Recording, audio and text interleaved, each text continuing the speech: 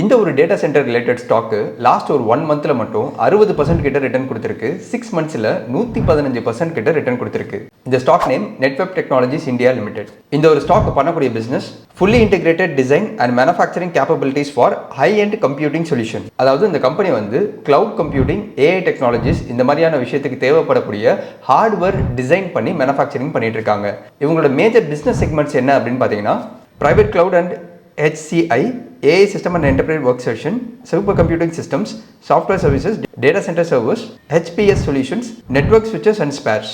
இந்த கம்பெனி கடந்த 6 மாசத்துலயும் சரி இல்ல ஒரே மாசத்துல இவ்வளவு பெரிய ரிட்டர்ன் கொடுத்ததுக்கு ரெண்டு முக்கியமான காரணம். ஒன்னு ஃபினான்ஷியல் இயர் 2027க்குள்ள NVIDIAக்கு தேவைப்படக்கூடிய கட்டிங் எட்ஜ் பிளாக்வெல் ஆர்கிடெக்சர் டிப்ளாய்மெண்ட்டோட AI இன்ஃப்ராஸ்ட்ரக்சர் ஃபெசிலிட்டி இந்த ஒரு கம்பெனி வந்து ப்ரொவைட் பண்ணி தரணும். அதுக்கான ஆர்டர் வேல்யூ வந்து பார்த்தீங்கன்னா 1734 கோடி. ரெண்டாவது முக்கியமான ரீசன், இந்த கம்பெனிக்கு கிடைச்சிருக்கக்கூடிய இன்னொரு ஆர்டர், அந்த ஒரு ஆர்டர் ட்ரையான் AI GPU ஆக்சிலரேட்டர் சிஸ்டம்ஸ் ரிலேட்டடான ஒரு ஆர்டர்னு சொல்லலாம். இந்த ஒரு ஆர்டரையும் ஃபினான்ஷியல் இயர் 2025 அண்ட் 2026க்குள்ள இந்த கம்பெனி வந்து முடிக்கணும். இதோட ஆர்டர் வேல்யூ வந்து பார்த்தீங்கன்னா 450 கோடி. இந்த ஒரு ரெண்டு ரீசனால தான் இந்த கம்பெனி இவ்வளவு பெரிய ரேலி கொடுத்திருக்கின்ற மாதிரி சொல்லலாம். இப்போ எல்லாருக்குமே இருக்கக்கூடிய அடுத்த கேள்வி என்னன்னு பார்த்தீங்கன்னா, இந்த கம்பெனி இதுக்கு மேலே போறதுக்கு வாய்ப்பு இருக்கா அப்படின்ற மாதிரி கேட்டிங்கன்னா அதுக்குமே ரெண்டு காரணம் இருக்கு.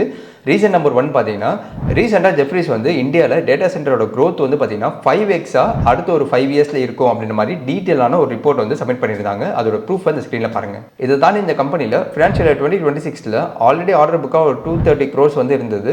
ஆர்டர் பைப்லைனில் வந்து பார்த்தீங்கன்னா ஒரு 4000 கோடிக்கு மேலே வந்து ஆர்டர் பைப்லைன் இருந்தது. இப்போ வந்து ஒரு 2000 கோடிக்கான ஆர்டரும் புதுசாக கிடச்சிருக்கு. ஸோ டேட்டா சென்டரோட க்ரோத் வந்து அடுத்த ஒரு 5 இயர்ஸ்க்கு பெட்டராக இருக்கிறதுனால இந்த ஒரு கம்பெனிக்கு பெட்டரான பொட்டான்ஷியல் இருக்குது அப்படின்ற மாதிரி சொல்லலாம். அகைன் இது ரெக்கமெண்டேஷனாக எடுத்துக்காதீங்க. இந்த ஸ்டாக்ல இன்வெஸ்ட் பண்ணதுக்கு முன்னாடி செபி ரெஜிஸ்டர்ட் அட்வைசரை காண்டாக்ட் பண்ணிட்டு இன்வெஸ்ட் பண்ணலாமா வேண்டாமான்றது டிசைட் பண்ணிக்கோங்க. அடுத்து எல்லாருக்குமே இருக்கக்கூடிய இன்னொரு கேள்வி, இந்த பிரைஸில் இந்த ஸ்டாக்கை வாங்கினாமா? நான் ஒரு சில டேட்டா சொல்கிறேன், நீங்கள் முடிவு எடுத்துக்கோங்க. இந்த ஸ்டாக்கோட கரண்ட் PE வந்து பார்த்தீங்கன்னா 144 வந்து இருக்குது. இது கண்டிப்பாக வந்து பயங்கர ஹை PE அப்படின்ற மாதிரி சொல்லலாம். ஆனால் இந்த செக்டரில் இருக்கக்கூடிய கம்பெனிஸ் வந்து பார்த்தீங்கன்னா யூஸ்வலாகவே ஹை PEல தான் ட்ரேட் ஆகிட்டு இருக்கும். அடுத்து RSI, அதாவது ரிலேட்டிவ் ஸ்ட்ரென்த் இண்டிகேட்டர்னு சொல்லுவாங்க. அது இப்போது டெய்லி சார்ட்டில் வந்து பார்த்தீங்கன்னா 70 அப்படின்ற மாதிரி இருக்குது. யூஸ்வலாக இந்த RSI வந்து 40 to 50 அப்படின்ற ரேஞ்சில் இருக்குன்னா அது ஒரு நல்ல ஒரு பையிங் ஜோன் அப்படின்ற மாதிரி சொல்லலாம். 70க்கு மேலே போகுதுன்னா அது கண்டிப்பாக ஓவர் பாட் ஜோனு. இதுலேருந்து கண்டிப்பாக இந்த ஸ்டாக் ப்ரைஸ் கீழே வர்றதுக்கு அதிகமான வாய்ப்பு இருக்குது.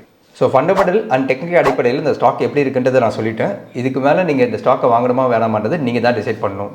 இந்த வீடியோ பார்த்துருக்கவங்ககிட்ட ஒரு கேள்வி, டேட்டா சென்டர் அப்படின்ற அந்த செக்டர் வந்து அடுத்த ஒரு 5 இயர்ஸ்க்கு ஜெஃப்ரீஸ் சொன்ன மாதிரி உண்மையிலேயே 5x க்ரோத் இருந்தது அப்படின்னா இந்த வீடியோ கீழே கமெண்ட் செக்ஷனில் 5x க்ரோத் அப்படின்ற மாதிரி டைப் பண்ணுங்க. இல்லை மாறா வந்து டேட்டா சென்டரோட பபுள் தான் இது எப்போயா இருந்தாலும் பர்ஸ்ட் ஆக வாய்ப்பு இருக்குன்னு நினச்சிங்கன்னா டேட்டா சென்டர் பபுள் அப்படின்ற மாதிரி டைப் பண்ணுங்க.